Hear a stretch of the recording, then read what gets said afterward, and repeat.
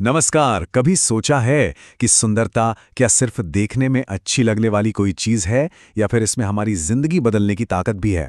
आज हम John Keats की एक बहुत ही खूबसूरत कविता अ थिंग ऑफ ब्यूटी में छिपे इसी गहरे सवाल का जवाब ढूंढने वाले हैं। ये सिर्फ एक कविता नहीं है, बल्कि मुश्किल वक्त में जीने का एक तरीका सिखाती है। तो कविता की शुरुआत ही इन मशहूर लाइनों से होती है, जो एक बहुत ही कमाल का आइडिया हमारे सामने रखती हैं।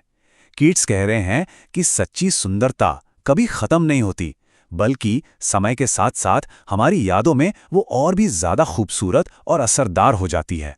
ये एक ऐसे खजाने की तरह है जो वक्त के साथ बढ़ता है, घटता नहीं।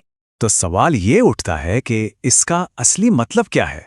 एक ऐसी दुनिया में जहां हर चीज कुछ वक्त के लिए है, वहां सुंदरता हमेशा के लिए एक ताकत कैसे बनी रह सकती है। चलिए इस पहेली को सुलझाते हैं और कीट्स के नजरिए को जरा और करीब से समझते हैं। इस सवाल का जवाब हमें कहीं और नहीं, बल्कि खुद कवि के मन में ही मिलेगा। तो आइए सबसे पहले इन शक्तिशाली शब्दों के पीछे जो इंसान हैं, जॉन कीट्स, उनको थोड़ा जानते हैं।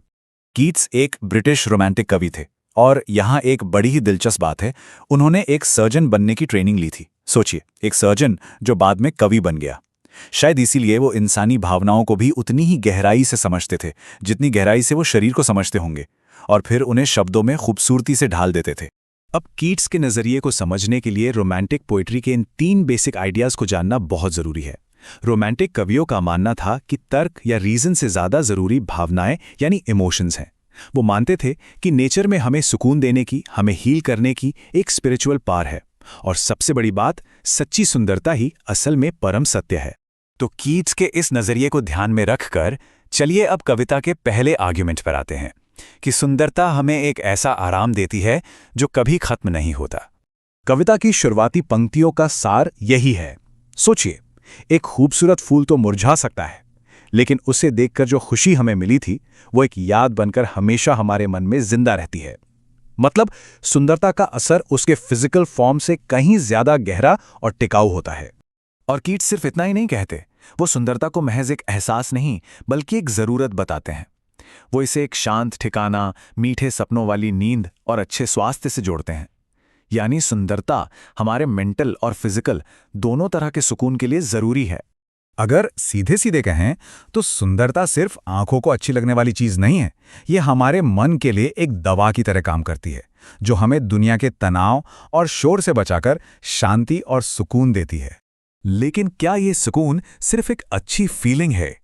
कीट्स के लिए ये इससे कहीं ज्यादा है। उनके मुताबिक सुंदरता से हमारा कनेक्शन जीने के लिए जरूरी है, एक जरूरत है। आइए जानते हैं क्यों। ये स्लाइड मानो कविता का पूरा सार हमारे सामने रख देती है। एक तरफ है जिंदगी की मुश्किलें, निराशा, उदासी भरे दिन और हमारे चारों तरफ का अंधेरा। लेकिन दूसरी तरफ है सुंदरता, जो फूलों की एक माला की तरह है, जो हमें इस धरती से, इस जिंदगी से जोड़े रखती है। ये हमारे मन से उस अंधेरे को हटा देती है। तो ये जिंदगी देने वाली सुंदरता आखिर हमें मिल कहां सकती है? कीट्स हमें 2 बहुत ही दिलचस्प जगहों से इसकी पूरी लिस्ट देते हैं। पहला सोर्स है नेचर यानी प्रकृति। कीट्स हमें सूरज, चांद, पुराने और नए पेड़ और डैफोडिल्स जैसे फूलों के उदाहरण देते हैं। वो दिखाते हैं कि कैसे इन साधारण सी चीजों में एक कभी न खत्म होने वाली लय और जिंदगी का गहरा संदेश छिपा है, जो हमें हर दिन उम्मीद और ताजगी देता है। प्रकृति के बाद कीट्स सुंदरता का एक और कमाल का सोर्स बताते हैं। वो हैं हमारे इतिहास की अमर कहानियां और उनके महान नायक। कीट्स यहाँ कहते हैं कि उन महान लोगों की बहादुरी की कहानियां भी सुंदरता का ही एक रूप हैं। भले ही वो लोग आज इस दुनिया में नहीं हैं, लेकिन उनका बलिदान, उनकी हिम्मत हमें आज भी प्रेरणा देती है। ये एक ऐसी सुंदरता है जो मौत के बाद भी जिंदा रहती है और हमें जीना सिखाती है। और ये सारी बातें हमें कविता के सबसे शक्तिशाली रूपक यानी मेटाफोर तक ले आती हैं। चलिए इसे समझते हैं। ये वो सेंट्रल आइडिया है जो पूरी कविता को एक साथ बांध देता है। कीट्स कहते हैं कि हर तरह की सुंदरता एक कभी ना खत्म होने वाले फव्वारे की तरह है, जिससे अमरता का अमृत बह रहा है, और ये फव्वारा सीधे स्वर्ग के किनारे से हम तक पहुंच रहा है। जब हम इस मेटाफोर को थोड़ा तोड़कर देखते हैं तो इसका गहरा मतलब सामने आता है। यहाँ फव्वारा मतलब सुंदरता के सभी रूप। वो अमर पे हमारी आत्मा का पोषण है, और इसका सोर्स कोई आम जगह नहीं, बल्कि एक डिवाइन, एक दिव्य जगह है। तो मतलब क्या हुआ मतलब ये कि कीट्स के लिए सुंदरता कोई साधारण चीज नहीं है।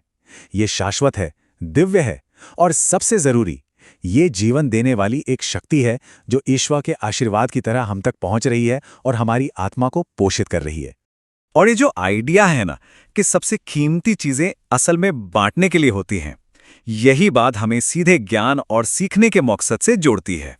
जैसे कीट्स का सुंदरता का फव्वारा सभी के लिए है, बिना किसी भेदभाव के, ठीक उसी तरह ज्ञान भी एक अनमोल तोहफा है जो बांटने पर और भी बढ़ता है। ये हर विश्लेषण, हर विचार उसी साझा फव्वारे का एक हिस्सा है। अगर इस विश्लेषण से कीट्स की कविता की गहराई को समझने में थोड़ी भी मदद मिली हो, तो इस ज्ञान के फव्वाने को आगे बहने में मदद करें। इस प्रस्तुति को लाइक करें, इसे शेयर करें और ई पाठशाला यूट्यूब चैनल को सब्सक्राइब करें। याद रखिए, ये सामग्री सिर्फ यहीं तक सीमित नहीं है, बल्कि उन सभी स्टूडेंट्स के लिए भी बहुत उपयोगी है जो एनसीईआरटी को कॉन्सेप्ट के साथ समझना चाहते हैं। आपका एक शेयर किसी और छात्र की पढ़ाई को आसान बना सकता है।